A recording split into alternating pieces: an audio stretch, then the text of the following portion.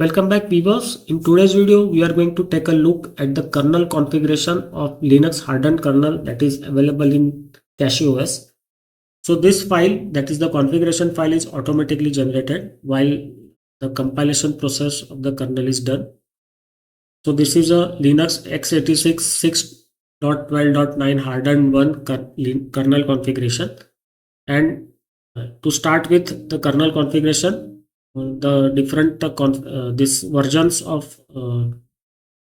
the code, that is the rustc version, rustc llvm is a set of tools for compiling the kernel, and the different other tools version is given here. Ahol version, IRQ work. So whether the IRQs will work with this kernel, so yes. Build time table sort, yes. Thread info in task, yes. So this kernel will support all these versions, and it is used built using this all versions for the rustc. You can see it here. Our version also is used while compiling the kernel. Next is the code for the general setup. So you can see here config compile test, config init environment, argument limits 32. So whether this kernel support gzip, bzip2, these are the different compression algorithms. So this kernel is only supporting, you can see here, most of the compression algorithms it is supporting, and it has got the configuration, so you can use this to compress the kernel. So kernel gzip is not set, so kernel is not using gzip for compression, only it is using z standard. Config default init, config default hostname is Arch Linux. System v IPC, system control. So you can configure this using system control. So whenever the system control support is there, you can control some of the parameters or some of the configuration of the kernel. So that is what I told you, it is called tunables in language of kernel engineer.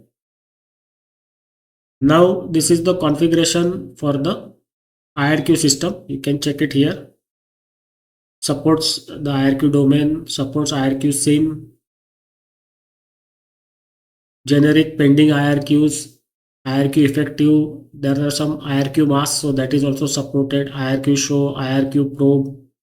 So not many functionalities are there in IRQ, so those are all supported here. You can see it here. Config generic IRQ debug in FS is not set. This is the end of the IRQ system now.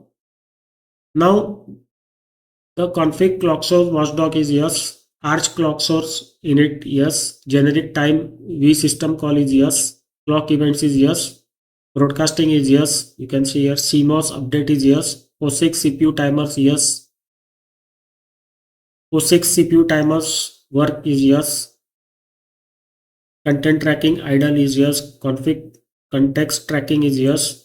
So this is all. What is POSIX? For POSIX, I have to do a separate video. It is, see, Linux is a very vast sea of knowledge. No user on this earth has a complete knowledge of Linux. It is very vast subject. So everybody you will meet will have some knowledge, more knowledge, but nobody has complete knowledge. It is very vast subject.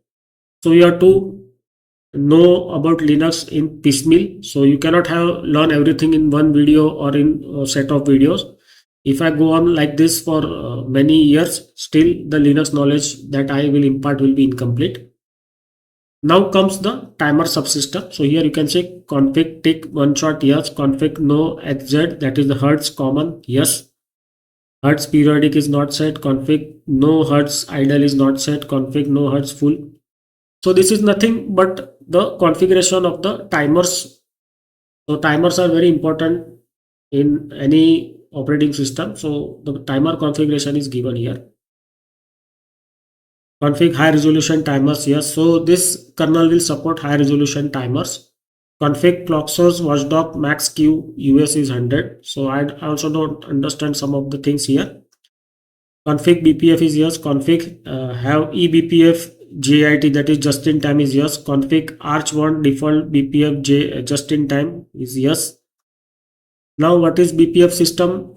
If you want, you can check this out.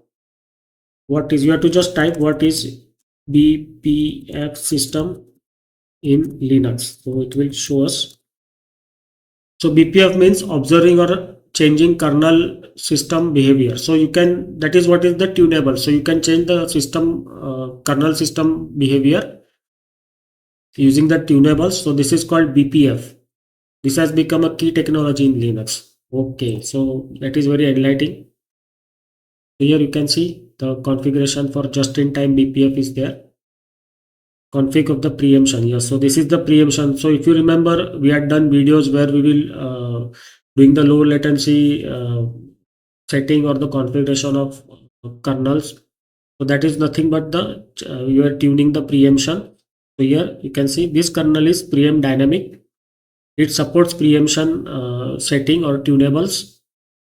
It also supports preempt count, and it supports preemption. So you can change the preemption, and it supports the schedule core. Yes.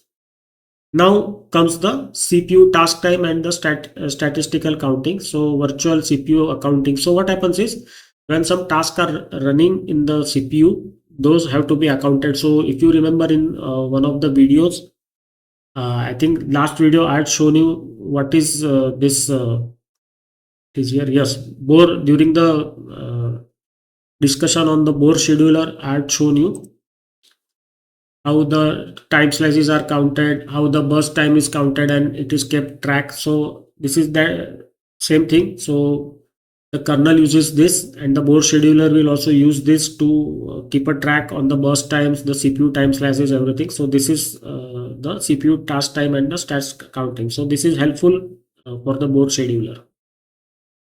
And CPU isolation is also available. So CPU isolation is a security system. So what happens is the CPU run, the logical CPUs or the physical CPUs run separately. So no memory shared between those, and they will run all their whole complete stack. It will run separately from each other, and it is called a CPU isolation.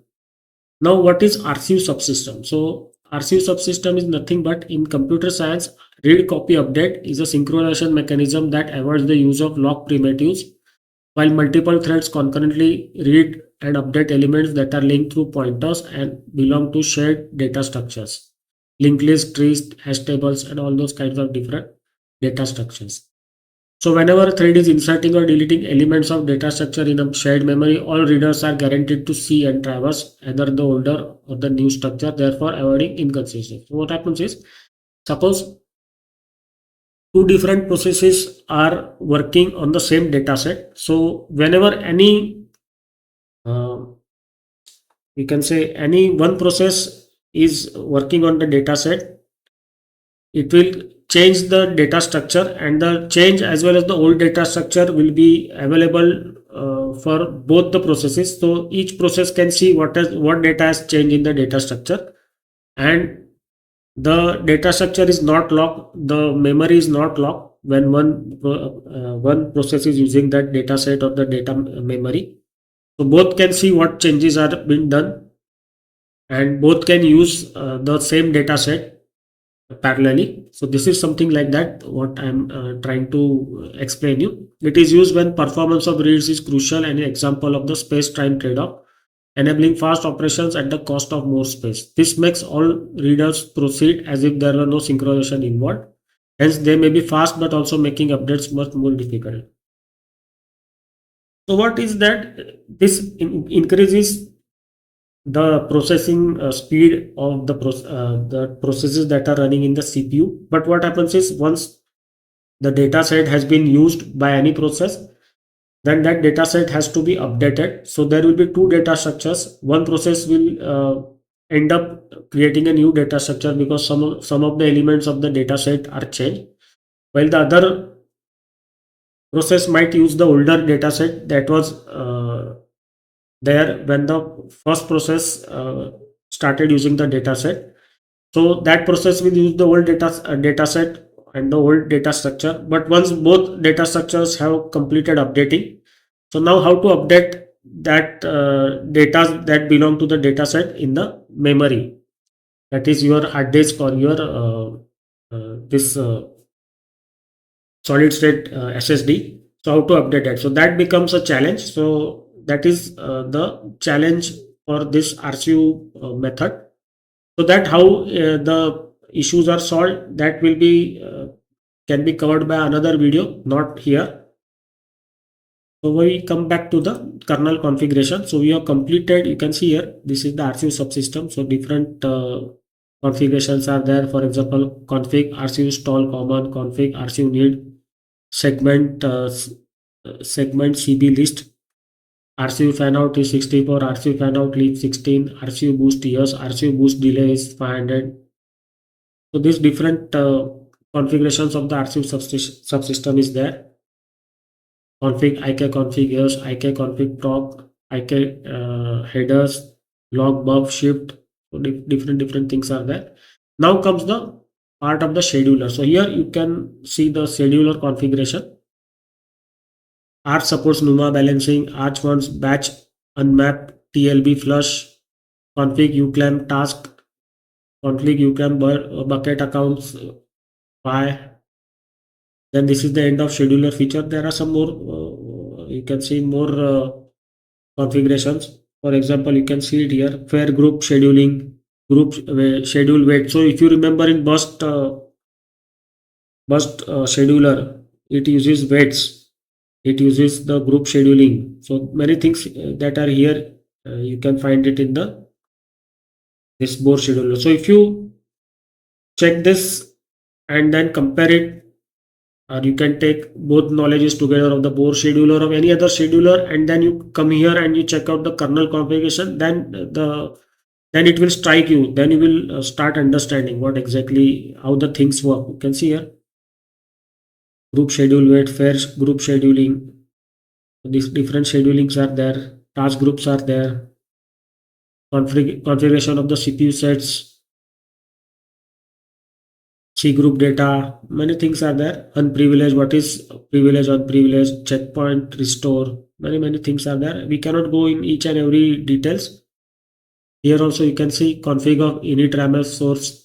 So different compression methods are available. Right now it is using Z standard in CachyOS, but in other Linux distribution it might use some other compression algorithm.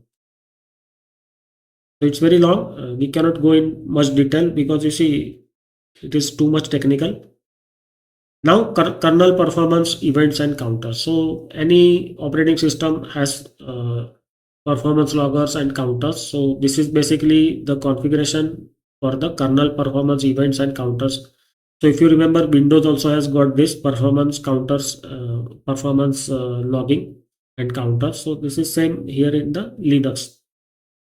So config system data verification, config profiling, config trace points, and the kexec and the crash feature. So this is for the debugging of any system faults.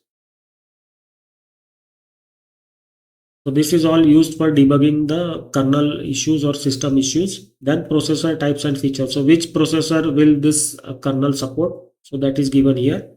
So it is supporting the symmetric multiprocessing type of CPUs. So config SMP is yes. CPU, what is this? REST control, yes. Right. So different things are there. So it is supporting the Zen architecture. You can see it here. This is Zen, config Zen, hypervisor guest. So this CPU and kernel together can support hypervisor guest. So you can use hypervisors on the system using this kernel and this CPU. That is my AMD 4600H processor.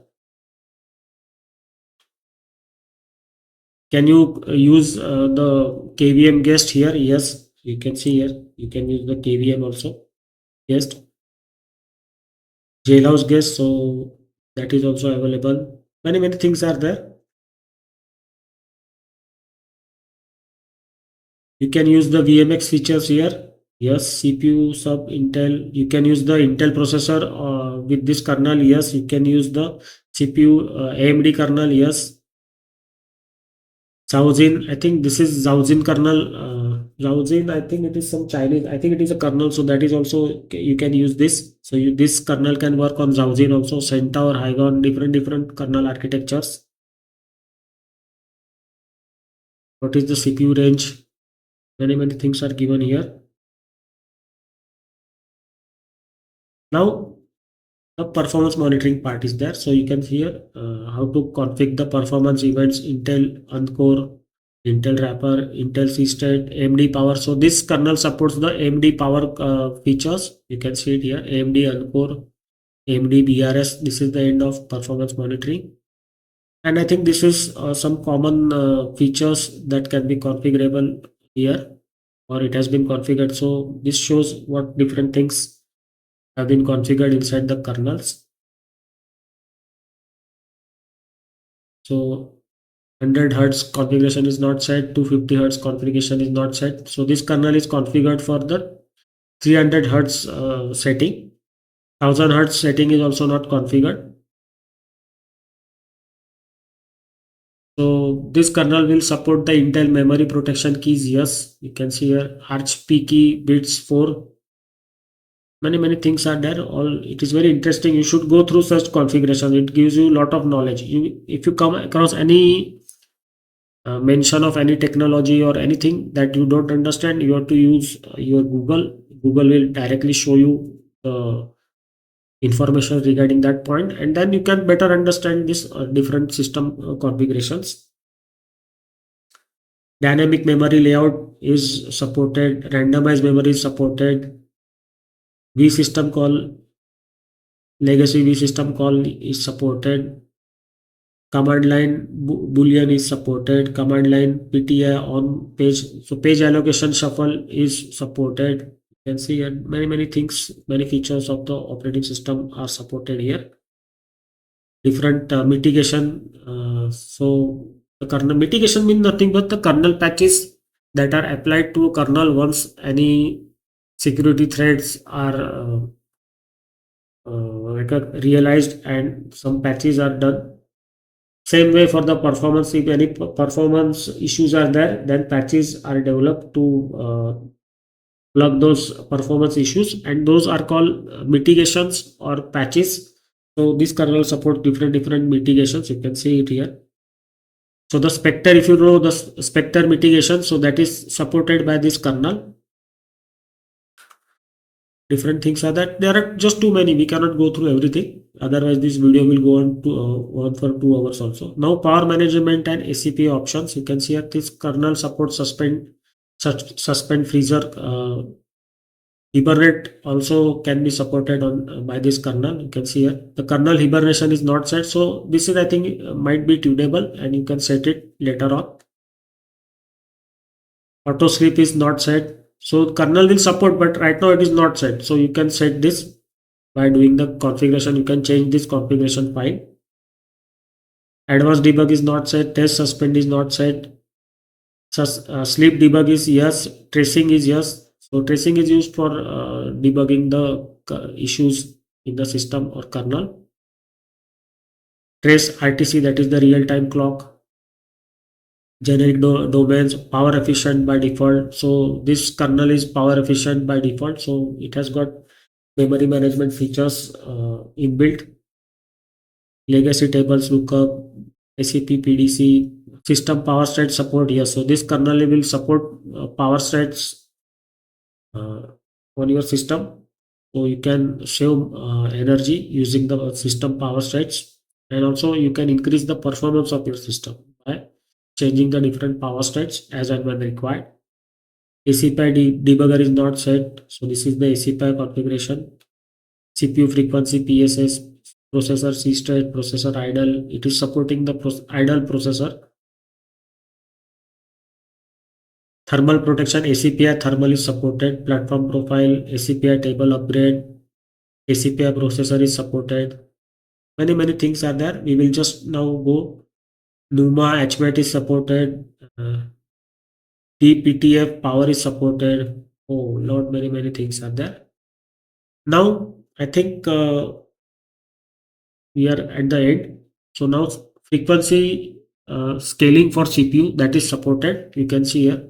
You can set the governor at different frequency scales that will be supported by this kernel. It is supporting the this frequency governor So different modes: performance mode, power save mode, user space mode, on demand, conservative, and the schedule T. So this is all different performance levels and the different profiles for the your frequency governor. So these different profiles of the frequency governor are supported by this kernel. This is very interesting. You should go read all these things. Now CPU frequency scaling driver. So it will support the driver. So drivers are used for the frequency scaling and to change the performance levels and to save conserve energy. So that is all supported by this kernel. And there are some shared options. So you can see here, this is the Intel speed step technology. So that is supported by this kernel. Then CPU idle. So CPU idle ladder, idle governor menu, idle governor TEO, governor halt pole, CPU idle. All this is for the CPU idle condition that is supported by this kernel. Config Intel idle is so it is supporting the Intel CPU idle state, so that is supported, and this is the end of power management and ACPF options. Now bus options. So this is all different bus options: PCI Zen, config, PCI Direct, ISA, DMA, API yes, config, AMD-NB is yes. So this is end of the bus options or the PCI options. This binary emulations. So this is the emulator configuration, binary emulations. So this kernel supports 32-bit compatibility, and it supports the compatibility is yes, configuration of compatibility. So you can make this kernel compatible with 32-bit also. That you have to do the changes in the configuration, or you will might have to do recompile the kernel. Now this is configuration for the KVM. So if you want to run any hypervisor, then these different configurations are going to be used to tune this kernel for the compatibility with the different hypervisors. So I'm not going through each of them. You can see KVM IRQ routing, IRQ chip for KVM, KVM IRQ bypass, generic hardware enabling gas, generic MMU notifier, memory attributes, many things are there. You can see it here. Arch has DMA. So this will support the DMA for the KVM. Now general architecture dependent options. So these options depend on the different architectures that are being used. So if you have a different system architecture, and if you want to run this kernel on your architecture, then you have to configure this. So it supports hot plugging. You can see here. So hot plugging is supported by this kernel. Kernel supports probes, K probes on F-trace, arch correct, stack race on K red probe. Many things are there. IO remapping also is supported by this kernel. Direct map, memory support, set memory support, CPU, pass ID, finalize init, yes. Thread structure whitelist is supported by this kernel. Many things are there. You can just check it out. So a lot of things are there. I am not going through each and every configuration. G-curve based kernel profiling. So kernel profiling support is supported. So you can use different GCC plugins during the compilation and kernel profiling. So that support is tunables and support is given here. So different security algorithms that are supported: SHA-1, SHA-256, SHA-384 is supported, but it is not configured. Only the SHA-512 is configured here. It is showing yes. Jet standard is supported, and you can also compress all that is supported, but some of the compression algorithms are not set that we have seen earlier during the earlier part of this video. Then partition types, so which different partition types are supported, you can see here: Amiga Atari partition, OSF partition, MS-DOS partitions, Mac partitions, BSD disk label, Minix sub partitions, Solaris partitions. So all this is supported. System V 64 partition, command line partition, Ultrix partition, LDM debug. So this is the different partition types that is supported by this kernel. And what are the IO scheduler configuration? So you can see here, this is the IO scheduling that is being supported. So BFQ group is supported. BFQ C group debug is not set. So this is the different IO scheduling. Then configure preempt notifiers, yes, V data. So this is all common configuration. Then executable file formats, you can see here.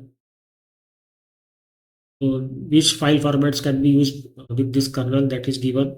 Then memory management options, zpool is yes, swapping yes. So swap is supported by this kernel. Swap is also supported. Zpool is supported. Then slab allocator options. So this is all, many things are there. Config shuffle page allocator. So this is, I think, regarding the swap and the page file. So this is all configuration for that. Then data access monitoring. So it will access monitor the data access. Then what is there? Netlinks. So it can monitor the netlinks. So if anybody is accessing data using the internet, that will be monitored by the system. Then this is the configuration for the networking. So you can see here packet size and all those things. Package diagnosis, Unix diagnosis, TLS diagnosis, all those things are given here. Multicasting is supported, handshake is supported, sockets diagnosis is supported. PNP is not set, IP, okay. Many tunneling is and so I think PNP is not set, IP, PNP is not set. Many things are there. Configuration, TCP dialog or diagnostic. It is either TCP dialog or it is TCP diagnostics that is configured. So config default TCP configuration, that is cubic. Oh, many things. IPv6 is supported. You can see here INET6, IPv6 is supported. Net filter is supported. Net filter advanced. Bridge net filter is configured. You can see here PTP classifies yes. Core net filter configuration. So this is all for the networking part. Then you have got X tables, that is configuration. X table targets. IPVS transport protocol load balancing support is available in this kernel. IPVS scheduler is there. You can configure your IPVS scheduler from here. Then IPVS application layer, IPVS MH scheduler, IPVS SS scheduler, net filter configuration, IPv6 net filter configuration, 4 and 6 configuration is there. Queuing and scheduling is supported. Classification of different